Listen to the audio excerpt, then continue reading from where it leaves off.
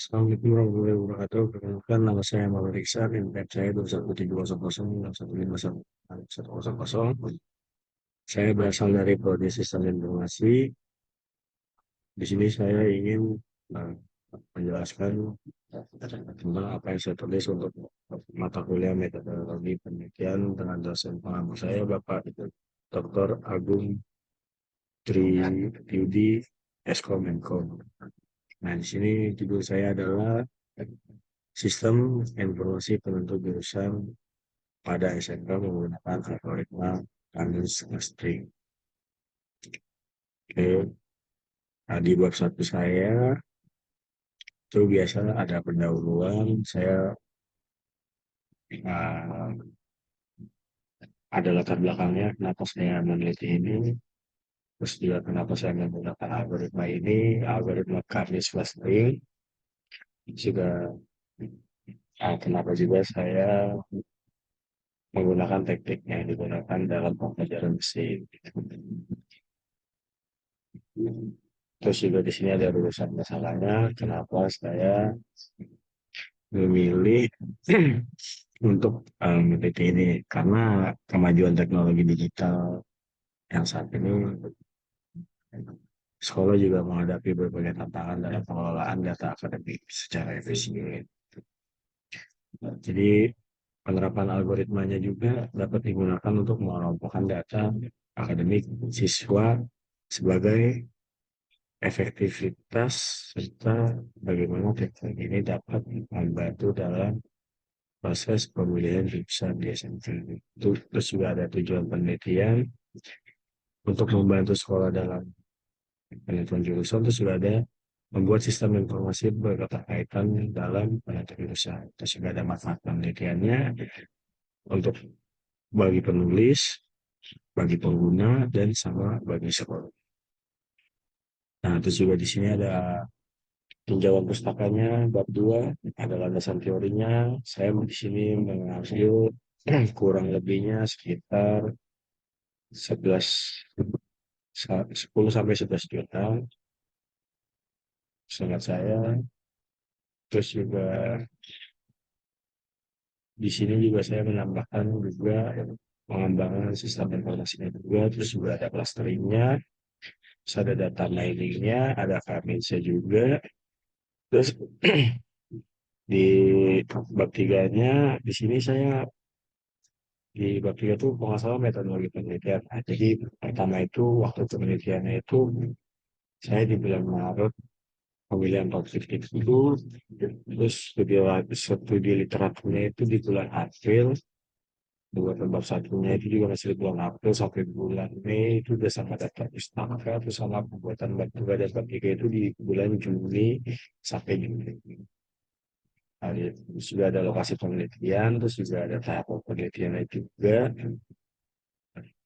Kenapa saya menggunakan algoritma kami sebagai perancangan sistem akademik sekolah?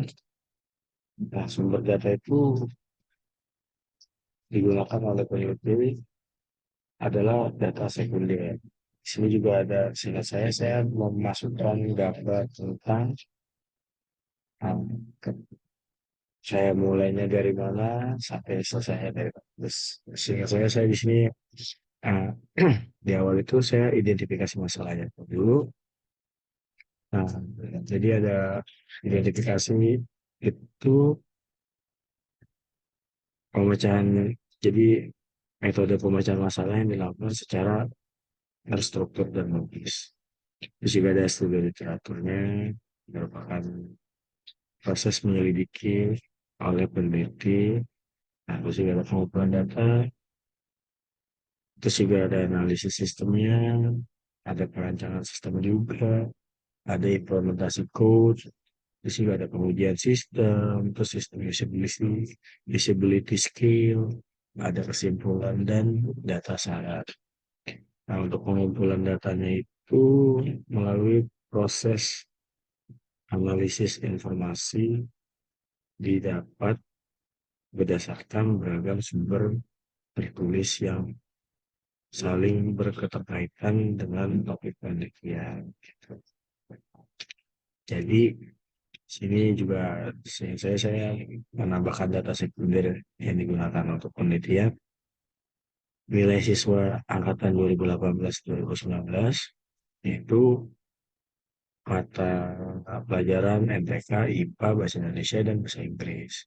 Nah, nama jurusannya itu ada aplikatoran, akuntansi, sama bisnis daring. Itu masing-masing juga memiliki nilai kompetensi keunggulannya masing-masing. Terus biasanya memasukkan new skill-nya juga, ada grade skill, terus juga ada adjective ratingnya juga, terus analisis, use case diagramnya juga saya sebut juga, terus juga ada desain, ada implementasi juga, cara implementasi kodenya, menggunakan bahasa pemrograman PHP dan manajemen bisnis data atau SQL. Nah, dalam tahap penelitian ini mengimplementasi algoritma K-means untuk mempermudah proses clustering. Gitu. Terus juga ada jumlah iterasi maksimumnya. Prosesnya tuh menetapkan siswa cluster sesuai hingga pusat cluster tidak berubah atau jumlah iterasi maksimum tercapai. Terus ada pengujian sistemnya, terus ada kesimpulan dan sarannya juga. Nah, terus di sini ada bagaimana Kamis ini bekerja. Jadi kita mulai, kita input jumlah klasternya, input datanya, menentukan centroid awalnya, menentukan jarak, terus juga mengelompokkan datanya, terus juga ada data berpindah klaster, terus menentukan centroid baru, terus hasil klaster, dan selesai. Seperti itu. Nah, terus itu diulangi 3 kali jika posisi centroid yang baru berbeda dari centroid yang lama. Jika ada testing pengujian, jadi sistem usability scale itu diuji kegunaannya dengan menggunakan Google Form. Terus ada bab 4 hasil dan pembahasan ya. Di sini saya menambahkan juga, seingat saya menambahkan um, mockup berandanya, terus juga ada implementasi algoritma clustering. Nah, algoritmanya ini mengelompokkan data dalam berbagai cluster. Jadi cara bekerjanya ini seberapa dekat data-data tersebut satu sama lain. Terus juga ada pengujian juga, pengujian sistem Kaminsnya. Jadi yang dilakukan analisis terhadap sistem yang dikembangkan juga. Juga saya membuat beberapa ada tabel datanya. Saya itu maksimal 25, saya bikin 15. Terus juga ada centroidnya. Centroidnya gimana? Ada centroid 1 dan centroid 2. Hitungan hitungan manualnya. Hmm. Saya juga melakukan iterasi kedua juga. Terus juga ada clustering atau pengklasterannya juga ada. Tuh berulang tuh. Gitu. Nah, habis itu dapat disimpulkan juga atau bagaimana kesimpulan dasarnya berdasarkan analisis tadi itu kita dapat um, menggunakan algoritma Kalman clustering untuk jurusan. Yaitu hasil penelitiannya terdapat 9 kelas masuk kategori jurusan yang ditentukan dan pendidikan yang lainnya itu ada kelas rendah dan juga ada yang margin tinggi. Jadi ada yang sesuai dan ada yang tidak sesuai. Terus sarannya untuk peneliti selanjutnya itu mendapatkan model lain untuk proses clustering, terus juga yang selanjutnya juga untuk pemeliharaan websitenya nih, ya, sehingga dapat terus dimanfaatkan dan user dapat memahami informasi yang disampaikan oleh website ini. Oke, sekian terima kasih dari saya. Wassalamualaikum warahmatullahi wabarakatuh. Kurang lebihnya mohon maaf.